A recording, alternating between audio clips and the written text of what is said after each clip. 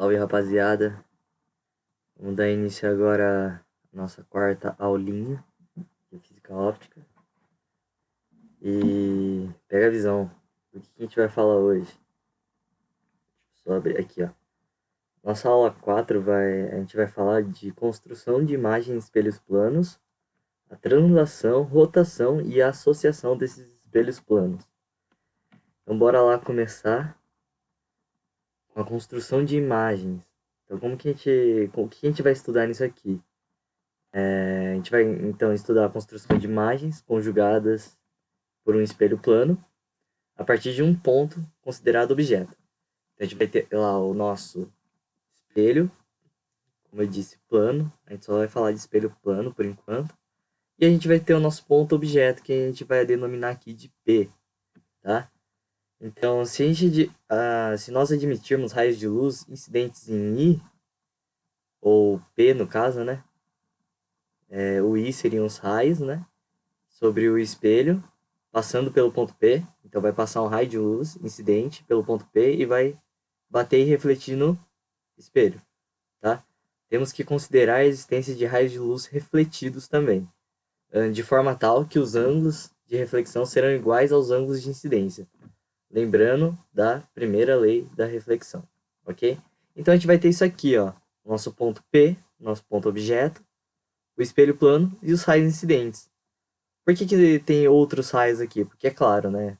Quando a gente libera uns raios de luz, quando a gente emite luz, não vem um raio exatamente passando paralelamente aqui, sobre o nosso objeto. Então, são vários raios que passam por ele. Então, se a gente vê aqui, o raio que é esse primeiro raio incidente, vai refletir e vai voltar com o mesmo ângulo. Se ele veio retinho, ele bate e volta retinho. Agora, se ele passa fazendo essa angulação I, ele vai refletir com a mesma angulação, certo? Lembrando que sempre a gente localiza essa normal, essa linha normal, que é sempre formando um ângulo de 90 graus, ok? Para todos os raios incidentes e refletidos. Isso que divide a angulação, que faz a nossa angulação, ok? Então é basicamente isso na hora de construir uma imagem. Então, para determinar o ponto imagem, que seria o nosso P', sempre quando a gente vai determinar, a gente vai indicar a nossa imagem do nosso objeto como a mesma letra, só que com essa linha, a gente chama de linha, né? P'. Então, o nosso ponto objeto é P e a imagem dele é o P'. Então, para determinados o ponto imagem P', basta que façamos um prolongamento dos raios de luz refletidos. A convergência desses pontos é P'. Observem a figura que eu coloquei aqui para vocês. Pega a visão. Então, esse daqui é o raio incidente e refletiu na mesma angulação, certo? Então, ele voltou retinho aqui. Prolongando esse raio refletido para o espelho, vai bater aqui. Agora, vamos analisar esse raio aqui fazendo essa angulação. Esse é o raio refletido.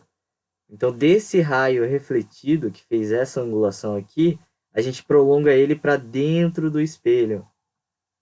Aí, você vem no outro raio incidente, que fez outro ângulo de reflexão, e prolonga ele de novo. Fazendo esses prolongamentos, na hora que eles se coincidirem, eles se encostarem ou se cruzarem, é onde vai estar determinado a nossa imagem, certo? Então, a imagem desse objeto aqui estaria exatamente aqui. Tá vendo? Então, para a gente construir a imagem de um objeto, o que a gente tem que fazer? Os prolongamentos para dentro do espelho dos raios refletidos. Se fosse do raio incidente, ele ia estar aqui. Mas não é assim, tem que ser do refletido. Ok? Então, o que a gente pode perceber disso aqui também? A gente percebe que a distância do ponto P ao espelho é igual à distância do espelho E ao ponto imagem. Então, sempre vai ser a mesma distância que o nosso objeto tiver do espelho, vai ser a distância que a imagem vai estar para dentro do espelho. Pegaram a visão? Não é nada muito difícil, é só lembrar disso, que o objeto está sempre equidistante do espelho, assim como a sua imagem produzida, certo? E para a gente achar onde está a nossa imagem do nosso objeto, é só para fazer os prolongamentos dos raios refletidos. Fechou? Aqui uma observação que eu coloquei para vocês. Ó.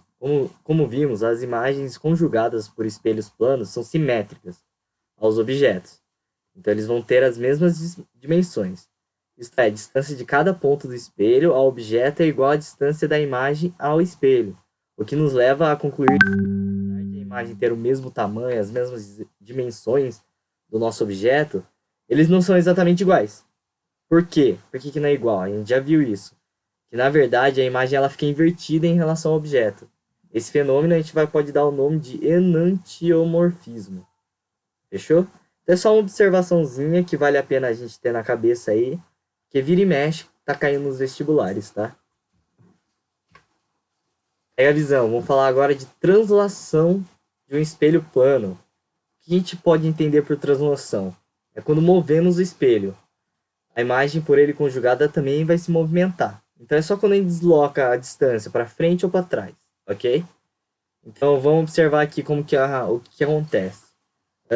Como os espelhos planos conjugam imagens simétricas em relação ao objeto, temos que a imagem P', que é essa velhinha aqui, em pontilhado, também se encontra a uma distância D1. Então, quando tá paradinho o espelho, a distância D1 é igual à distância D1, ok? Agora, e se a gente deslocar ou transladarmos o espelho a uma certa distância, né? A gente vai ter isso aqui, ó. A gente vai mudar a distância.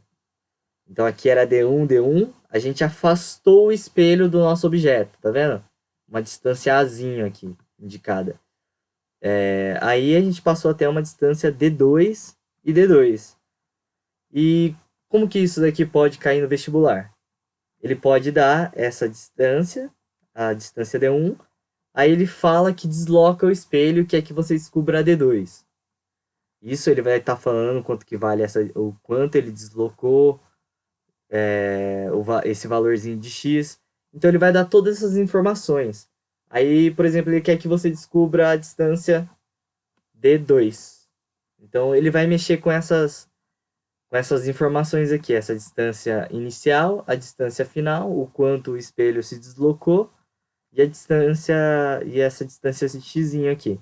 Então uma dessas nossas incógnitas é o que ele vai estar querendo descobrir. E consequentemente ele vai estar dando as outras, né? Porque senão a gente não conseguiria fazer. Fechou? Então gravem isso aqui, que é a translação do espelho é quando a gente desloca a uma certa distância do nosso objeto. E pensar basicamente nisso, nessas informações que a gente tem de incógnitas, tá? Que é assim que cai no vestibular. Posteriormente eu vou estar passando uns exercícios pra gente trabalhar nisso aqui e dar uma treinadinha. Agora a gente vai falar de rotação de um espelho plano. Particularmente eu não vejo caindo muito em vestibular isso aqui, porque é bem complicadinho de mexer e não faz muito sentido, tá?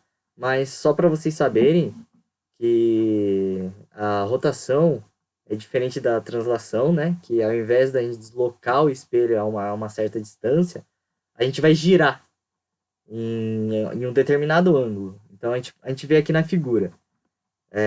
O espelho plano estava nesse pontilhado aqui, estava retinho, e a gente rotacionou o espelho a um ângulo alfa. Então ele estava assim nesse pontilhado e aí a gente rotacionou para esse ângulozinho aqui, ó, para essa linha azul. Então isso, consequentemente, vai mudar a angulação do raio incidente, o raio refletido, muda toda a angulação, a reta normal que a gente traça, que ela não vai ser mais retinha, é sempre formando ângulo de 90 graus com o espelho. Então é basicamente isso. Eu não vejo caindo muito isso aqui em vestibular, tá? Para finalizar, uma das coisas que eu mais vejo cair é a associação de espelhos planos. O que a gente entende por associação? É colocar uma coisa junto com a outra. Associar uma coisa à outra. Então, a gente vai associar um espelho plano ao outro. Então, aqui, ó, quando associamos dois espelhos planos de forma paralela, tá? Um em relação ao outro, ou de maneira a formarem ângulos entre si. Nós podemos multiplicar o número de imagens conjugadas de um determinado objeto. Então, o que eles perguntam normalmente quando se fala de associação de espelhos planos? é justamente isso aqui, ó, o número de imagens que a gente vai conseguir formar a partir de um único objeto, tá? Então vamos lá, vamos considerar essa associação de espelhos, E1 e E2, ok? Formou esse ângulozinho alfa e tem o nosso ponto objeto P aqui, ok? Então eu coloquei aqui espalhadinho algumas informações que a gente tem que ficar atento. O número N de imagens de P, que essa associação pode conjugar, é igual a... Então, a partir dessa associação, a gente gera essa formulinha aqui. N é o quê? N é o número de imagens que pode formar. Então, 360 dividido por alfa, que é esse ângulo que forma entre essa associação de espelhos, menos 1, ok? Então, gravem essa fórmula, é essa fórmula que cai nos vestibulares, e é nela que a gente vai trabalhar. Vocês podem ver que não é nada difícil. É 360 dividido pelo ângulo que formou entre a associação de espelhos, menos 1, ok?